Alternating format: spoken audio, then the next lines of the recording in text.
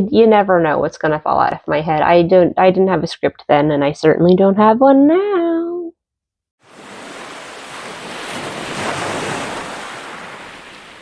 Hi, I'm Kate, and I am awkward. I am straight up an awkward turtle. I routinely realize when I rewatch these that I, beyond saying hi, don't actually really greet you. Greeting people freaks me out. I'll be perfectly honest. It's not even like I don't even fall into the full-on like stereotype of the autistic person who hates small talk. I mean, I do think that it's a little bit silly a lot of the time. Why are you asking me how I am if you don't care what that answer is? I am aware that that is actually more of an American thing. And at some point in time, I really do want to maybe do a few reaction videos to people comparing and contrasting other cultures to the US, because I find I occasionally identify more with people in other countries and people escaping cults than I do normal everyday Americans. Isn't that an interesting thought? It's the sociologist, anthropologist in me, that also the autistic person just trying to figure everyone out. How do I fit in? How do I meet? But I would actually like to say thank you for visiting my channel. Welcome to my couch. It's very comfortable. It's also the only place in my apartment where I can sit down and my feet touch the floor. So that's why we're here. Not just because my feet touch the floor, but it's a big part of it anyway.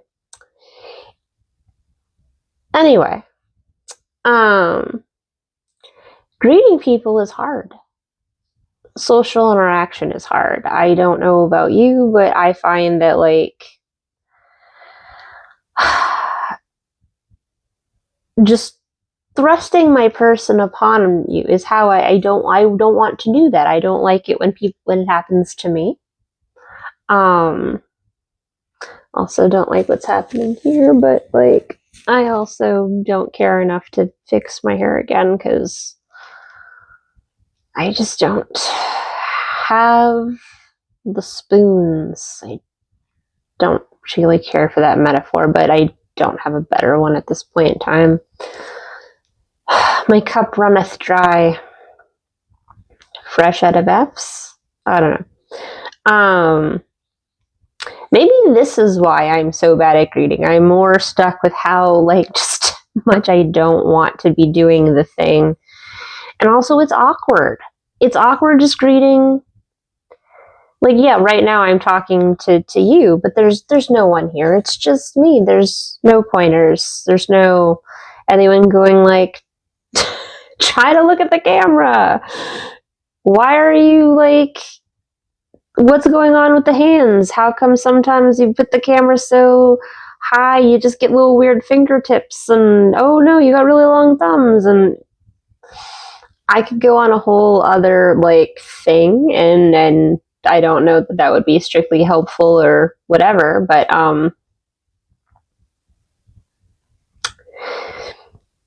any feedback, comments, criticisms, hopefully constructive criticism, but I do accept this is the internet, and that is a scary, scary place to be.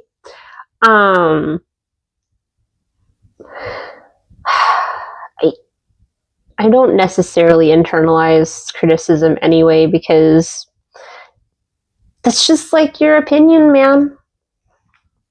I always felt that way about like poetry workshops. Like, how dare you? Someone was like, I don't think you've earned this word. I'm like, what do you mean earned the word? I wrote the word down. It fit the iambic pentameter of it all. And I like rhyming poems, but I don't like having to fit a certain structure, except for then I find I'm writing the damn structure anyway. And this has nothing to do with the price of tea in China, and I don't even understand that idiom. I mean, I think I do, but I also don't know why I say it.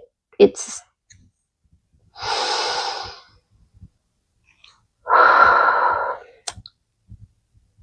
I'm a hot mess today. I mean, in the figurative sense.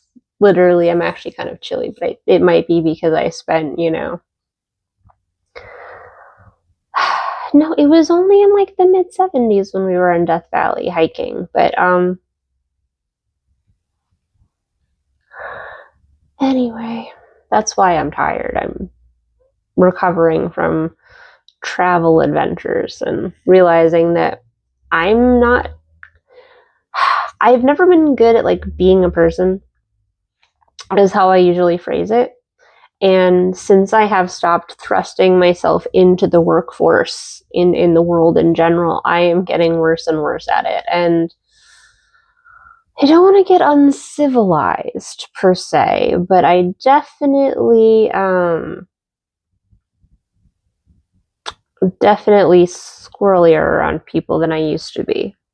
And it happens from time to time. I used to like I took a year off in 2015, and then I started doing farmers markets with my sister to get back into society.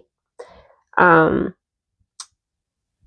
and then I just threw myself in whole hog and then did a whole bunch of other stuff. And now I've reburned myself out, and here I am almost a year in. Well, yeah, no, we're getting there. And I'm still just,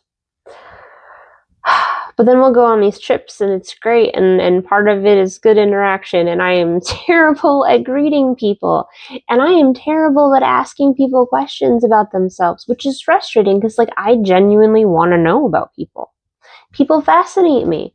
What makes you tick? Tell me. But I'm gonna forget to ask you. I mean, I forget to greet people to this channel every week. I forget to greet people beyond hi. It's like hi and then let me info dump you, which I mean, that's me. Realistically, I'm an insufferable know-it-all. Last week, we were at the Amargosa Opera House, and we had tickets to a 2 p.m. matinee for their 57th anniversary edition, but we managed performance, but we managed to switch our tickets to the 7 after they had a cancellation. So then, like, we got up and got ready for the day, and they're like, look at you guys, you look like you're ready for a good desert adventure. Love the flannel. And we were very matchy in our flannel very frequently. And I then proceeded to tell the hotel manager the history of the flannel shirt. Or actually, it was more that the flannel shirt was apparently invented in the state of New Hampshire, and also so was the alarm clock. And the alarm clock was invented in 1787 by a dude who had to wake up at 4 a.m. I believe he lived in Concord, New Hampshire. And I mean, the last time we were at that hotel, I sort of added to the tour with random Shakespearean symbolism things from like English. So yeah, I used to be a tour guide too. You never know what's gonna fall out of my head. I didn't have a script then, and I certainly don't have one now. I do feel bad for like, yep, nope, this is when the alarm clock was built. Thank you for commenting on my awesome desert hat. It is a really cool hat though. Also, that particular day, we went to Ash Meadow and I got to see pupfish. And if you are fortunate enough to see pupfish, don't touch them. They're very pretty, but they're very, very fragile and rare. And when you see a pupfish, that swimming hole is the only hole that particular type lives in the world. So every pupfish you see is some of the rarest fish you see. We were fortunate enough to see them at Point of Rocks, at Ash Meadows. Because a friendly park ranger told us where to find them. I don't want to get political, but we need park rangers. Park rangers are the lifeblood of a national park, of a state park, really, or any park. But we need park rangers. I'm seeing some scary numbers around the country on really, really large parks with very little manpower, and I'm a little concerned that people are going to get hurt. And we were in Death Valley when all of this was going on with the layoffs. It is terrifying. By and large, we had ranger support wherever we needed it. We were there over a federal holiday too, though, so I wasn't anticipating, every station being open. But yeah, if you're gonna continue to go to national parks while the park rangers are just being picked off left and right, be extremely respectful, be extremely careful. The people who maintain those parks, they're not there. And it's not their fault. And we need to make sure we keep our public spaces clean in the absence of the people who usually pick up after our gross selves. Luckily, by and large, I didn't see a lot of people behaving badly in the parks. But I am concerned how things will keep going forward in the future. But that's, I kind of always wanted to be a park ranger, but I never figured out how to be one. And then I'm pretty sure that ship has sailed, and not just because of what's currently going on in the world.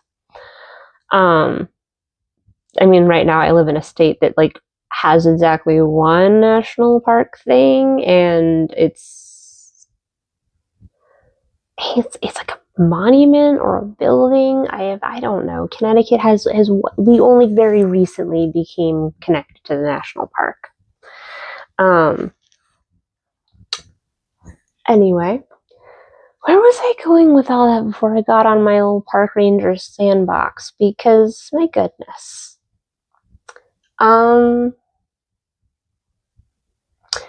Greeting people, being social, all of those things. Yeah. I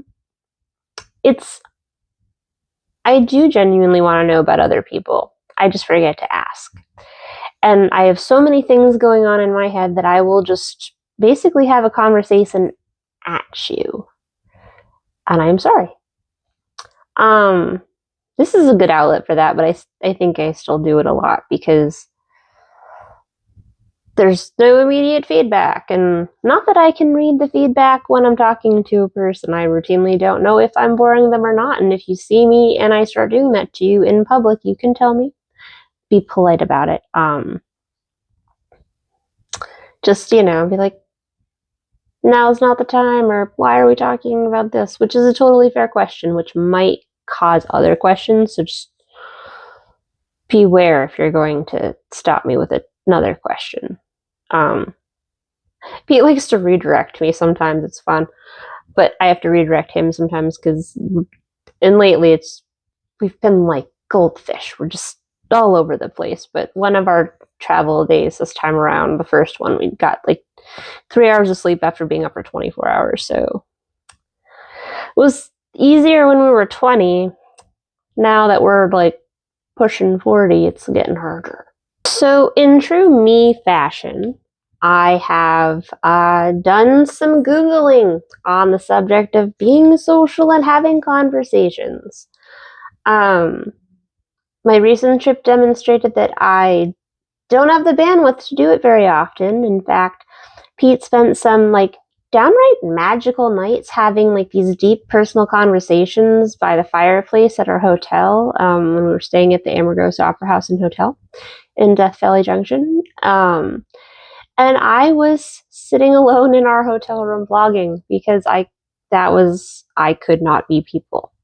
But he was learning really cool stuff and having these really great, awesome experiences. And there's a little bit of FOMO that I missed out on that. But at the same time, I know that I could not really keep going. I would have been more tired the next day and more just done. And I was trying to conserve my batteries, my social batteries, because boy, did they drain quickly. especially when you're not getting any sleep and you're not eating well, and the fun parts of travel. We're all like, yes, travel, except for I never sleep, and I never do this, and I never.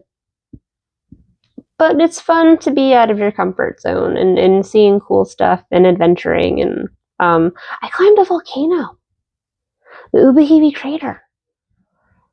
We should have done the whole rim, but we didn't understand that it wasn't like that. We had already done the most of the hard part, and it actually would have been fairly easy if we had just continued. But live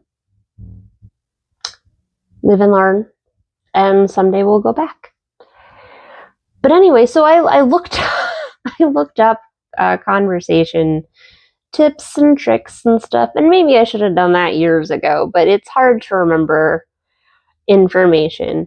And interestingly enough, I found on the Harvard Business Review an article from actually just about a year ago, so February 2028, by Melissa Hahn and Andy Molinsky, entitled How to Make Small Talk with Anyone from Anywhere. And I admit to reading this with a grain of salt, because I find that a lot of the Harvard Business Review is very, very neurotypical focused for obvious reasons. We are the minority. The divergent community is definitely the minority here. That's why we have no idea what's going on and don't understand us. Anyway, so their whole thing is imagine you're at a conference and you're trying to do the meet and greets, and so they comprise just a few things. So first and foremost, the mindset, how to think about small talk. Because you need to anticipate cultural differences without getting tripped up of incompatible social rules. And this actually works out really well, because I actually find, I mentioned before, that people reacting to other cultures, I usually understand the other culture's implications and needs more than I understand my very basic everyday American societal issues. But so the 2 points when they want you to focus on the mindset on how to have small talk is that your country's norms are not universal, but neither are anyone else's.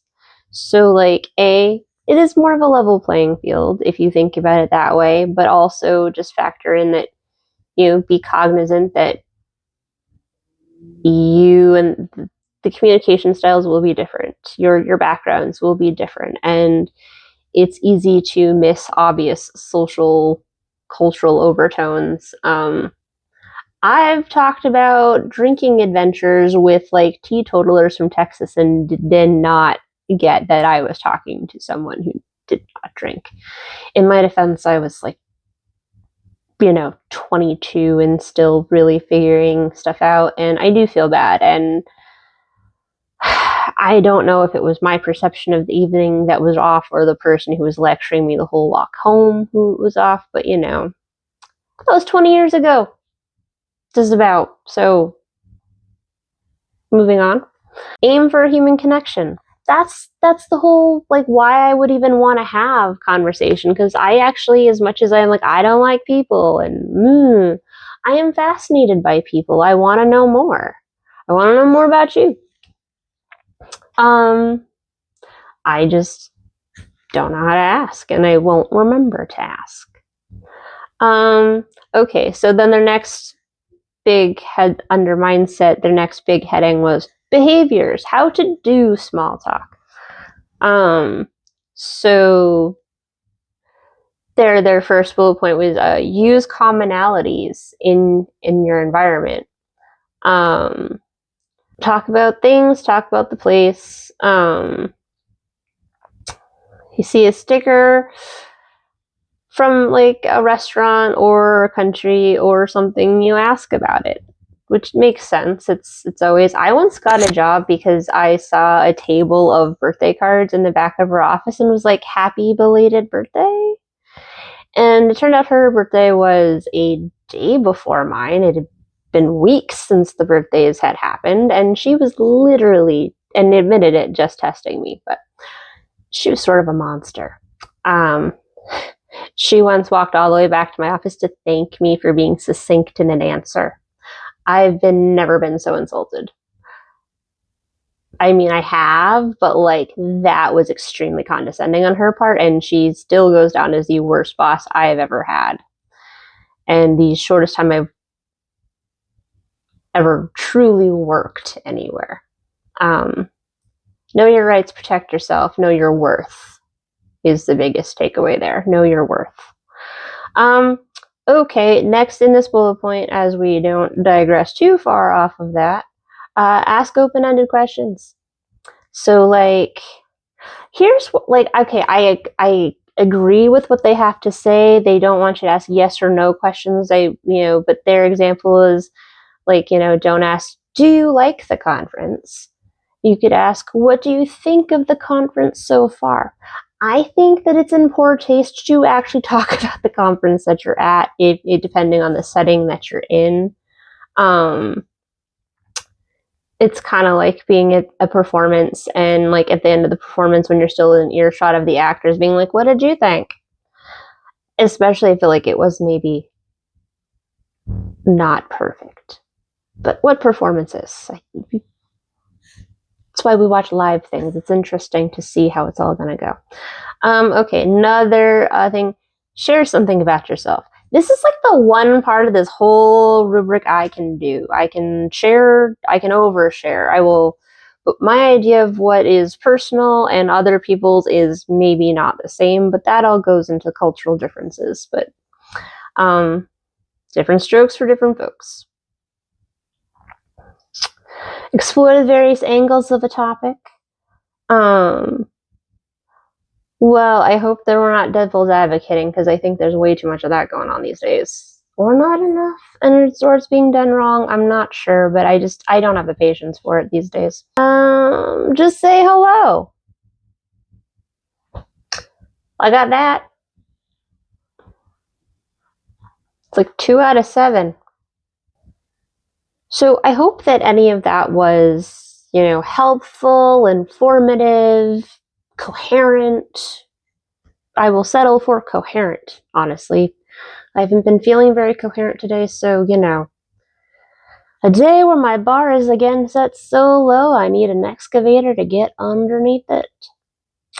Here we are. I hope you have a wonderful rest of your day. I hope that, your social interactions go a little bit more smoothly than even me just trying to tell you to have a good rest of your day is going, because I'm out of practice. But yeah, have a wonderful rest of your day, and don't forget to always tuck and roll.